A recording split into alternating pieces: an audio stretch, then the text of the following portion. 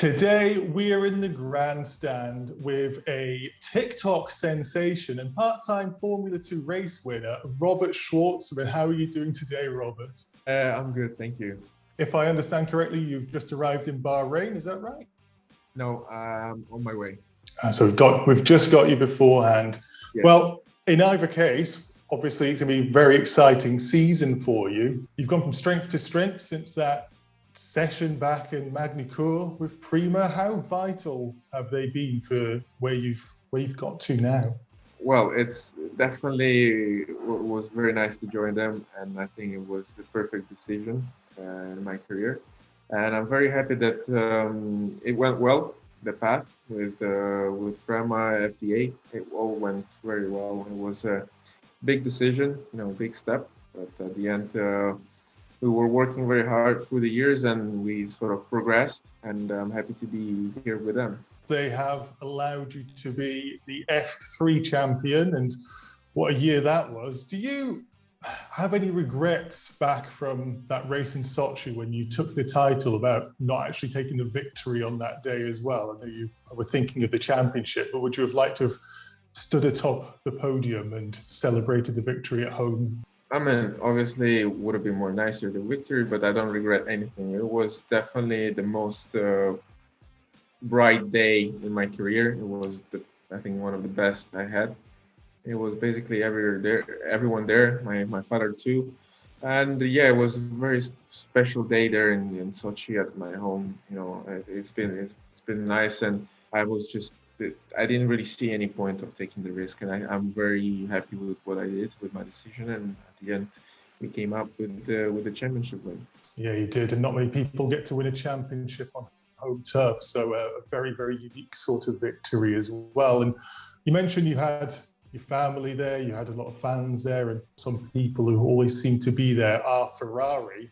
How is that for you? Do you feel that sort of pressure when you don't get on the podium to have Ferrari there watching on? Is that something you find spurs you on, or is that something that actually adds pressure? No, for me it doesn't add any pressure. It's actually showing me that they're supporting me, and that's the main thing that it matters to me. It's their support, and every time I see them on the podium, they're all happy, and I'm happy that they're happy. So we're like a family. We're the team. So it doesn't give me any pressure. It just makes me more happy, and actually, it sort of points me that I need to work even harder to at some point, at some day, watch them again being happy already in another category. Hey everyone, Jim here. Hope you're enjoying our interview. You could sign Robert Shwartzman in our game, Fantasy Formula Driver Academy. You have the choice of F1, F2 and W Series drivers to make the driver academy of your dreams. The game is designed so you can sign up at any time through the season and still have a chance of winning. Head to gpgrandstand.com/fantasy to choose your team today. In the meantime, back to our chat with Robert. Last year was a big change for everybody. You, of course, joined Formula 2, but COVID changed things, and your year was more different than most people's. Of course, you mentioned your father there, who sadly isn't with us. How did Ferrari and Prema help with that completely different sort of season doubled up for you with the loss of your father? Well, yeah, the last year was very tough. I think it was the toughest year I have ever had in my life. But Prema and the FDA, they did their best to give me their support and their motivation and to give me that focus. But yeah, it was still tough. I mean, it was very difficult to sort of get out of that mood and that state. But we did our best last year, and that's it. Well, they did what they could. I mean, nobody can change that, unfortunately. I wish somebody could. But it's called life, and it took me some time to sort of slowly, get back my feelings and my focus and motivation. So it was definitely not easy one, but they did their best, so I'm thankful for that. Yeah, I bet it was great seeing you get on that win in Hungary early in the season. It just seemed to mean so much to you. But speaking of last season, we've got Oscar Piastri, your teammate at Prema this year, and he, of course, has stolen your F3 title. How well do you know Oscar? Are you expecting great things from him this year, or are you thinking a rookie year you should have a bit more in your pocket? Well, I know Oscar a little bit from the testing, and I mean, like the guy, he's good to work with, and yeah, I mean, obviously the teammates are first of all the main rivals, as it's usual, but for sure fighting for the for the championship, it's gonna be difficult with any driver, so it's very important, to always be focused on your job. And any driver on the grid is competitive and strong. So I mean, it's just matter of being motivated and concentrated on the right way. But I have a good feeling with Oscar, and I think we're gonna go well. Have you raced against Oscar? I was looking for your history. I don't think you No, have. Have you? no, I Have never you did. watched? You haven't. I Did watched. you watch Yeah. any of his three races last year? Yes, I did. I watched his season in Formula 3. He did a good job, very good job. And I witnessed his title win in Mugello. I was there. So yeah, he did a very good job. Now it's Yeah, two or three champions in one team. quite a lineup, but the same as last year, I suppose. How is it different for you to have your teammate as a championship rival? It doesn't really change anything. Any teammate, any rival, it's a rival, and you just need to know who the guy is. And but I mean, the main focus, as I said, is mostly on my job and what I'm doing, and I need to improve myself. So I'm more focused on what I'm doing, and yeah, there is not much more to say about that. I mean, it's just about concentration, I think. Yeah, so it sounds to me as though if Mick or Oscar was in a different team car, it's the driver that you're defending against or attacking rather than the team. Change anything, to be honest. Well, in my relationship and my racing, um, eh, to me, every it's a teammate, it's a competitor, and any competitor, even from other teams, are, in my opinion, or in the same level. There is no preferences or hate between. They're all very competitive, and for me, it's just my work and my sort of target and my focus is to be the number one. So to always to beat them, and that's it. That's where my mindset is. Well, being number one, you won the most races last year in Formula Two, so you're number one in regards to that. But the whole championship is changing this year. Have you done a different preseason training regime or anything like that? No, I did the same basically preparation as I usual, just in more evolution. I sort of evolved it, and I just got better in the things that I was training, and I learn more things, and I get a higher level sort of at it, and also I spend more time working on them to prepare myself. But the general preparation is the same from what I did last year. So you thinking that this year the 3 races per weekend compared to last year having 2 races be more exhausting or somewhat Definitely, similar? it's going to be more exhausting and more challenging, but I like the challenge. It sounds like you're raring to go, and you had such a good rookie campaign last season. This season, of course, you're not a rookie, you are the team lead. Mick won the championship last year. Do you think anything other than the title will be good enough for you on a personal note? I mean, well, what happened last year happened last year. This year we start from the beginning, from zero, and my target is just to do a better job than what we did last year, and I will be happy for that, and just improve the things I couldn't improve last year and be more consistent, and that's it. That's basically what my targets are, and then hopefully the result is going to show it. Hopefully, indeed.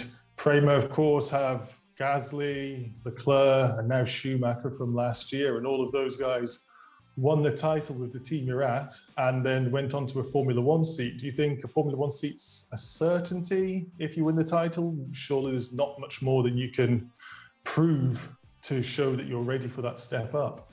Well, obviously, yes, it's true that they moved to Formula One, but to be honest, my focus is just to do the good job in Formula 2, to do the best job as possible, and hopefully it's gonna be like I wish it's gonna go. So as my sort of target is set for this year, and there we're gonna see what's gonna happen. There is no certainty in life, you know. Unfortunately, it's unexpected in life, and anything can happen in any day. So for sure, there is no certainty going there, and nobody guarantee you anything. But I just need to do maximum out of me, and to know that I did the best I can, and that's going to be enough for me. And then how the life is going to turn, we don't know. You're backed by SMP, and they, of course, have got a huge history of successful drivers, some of which are in Formula One. Do you have relationships with any of those, and do they provide advice for you of how to handle yourself, both on track and off track? Well, I have with all of them good relationship. Um, I mean, I most of the time I spend with Vitaly, I think more with than with Sergey, because Sergey was a bit more busy running in the race cars, and I have good relations, and they gave me some advice, but I mean it's a bit too early for those advice because they're both coming from Formula One, so I still need to get there. And with all the rest, and with the people who I work in S&P, I have good relationship. I mean, I was very sort of relaxed with them, and they always trying to help me. And you know, we have a good chemistry, we can call it this way. And yeah, that's all. You have the SMP group chat where you're sending your TikTok videos of you dancing to everybody. No, I don't consider myself a TikToker, to be honest. I just do it sometimes for fun, to be honest. No, I don't like that interpretation that, you know, I'm a TikToker. No, I do it for fun. I just want people to sort of enjoy it, have fun. And when I have a free time, if I have an idea, why not? Why not? It can be interesting. So, I mean, yeah, I hope people like it and enjoy it. It shows a creative side to you. I think it really shows your personality. Sticking on the SMP route, though, so they, of course, don't, like you alluded to, they don't just take drivers to Formula One. They've got drivers in WEC, for example. Is that, you're obviously going to say Formula One is a target right now, but is that something that would be of interest for you? I mean, Ferrari are going to need a Le Mans team in a couple of years. To be honest, I don't think about it. I'm just focused on an F2 season. I don't really think the other ways. I don't plan. There is nothing you can plan. Everything is changing. So I mean, I'm just focused on this year, on the job we need to do. Coming now to Bahrain, so full focus on it, and that's it. And as I said, everything can happen. So I don't have any plans, any ideas where I will end up.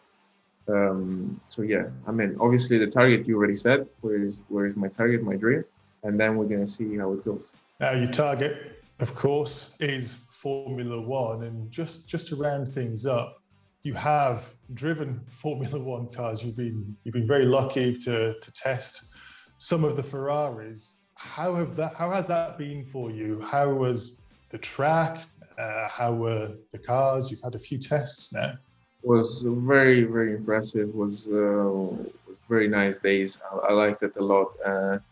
Every day I was getting better and better with the feeling with the car, and also with the sort of getting the feeling with the team and how they work. And you know, I was it was a very, very good testing for me. So I was very happy, and hopefully I will have more opportunities in the future, because it just allows me sort of to improve myself, to understand more, learn more. And yeah, it was just I mean, I think anybody is dreaming to drive with Ferrari, with Scuderia in F1. So yeah, big thanks for them to give me that opportunity.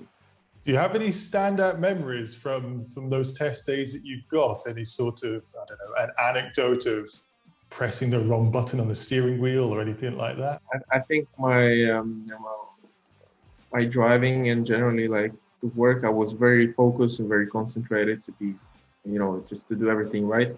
And even if I did some mistakes, hopefully they were not that big. But generally, yeah, it was very interesting to press the buttons and, you know the combinations. It's definitely a harder work that I never had before. So it's nice, but it's also nice that you learn and you sort of get your sort of mindset and your work together. And more you drive, more you do it, easier it gets. I want to thank you for taking the time to join us at the Grandstand today, and hopefully we can catch up with you in a year or later this season where you might be leading the championship or possibly making that step up. So we want to wish you all the best, Robert, for joining us in the Grandstand. Thank you. Thank you.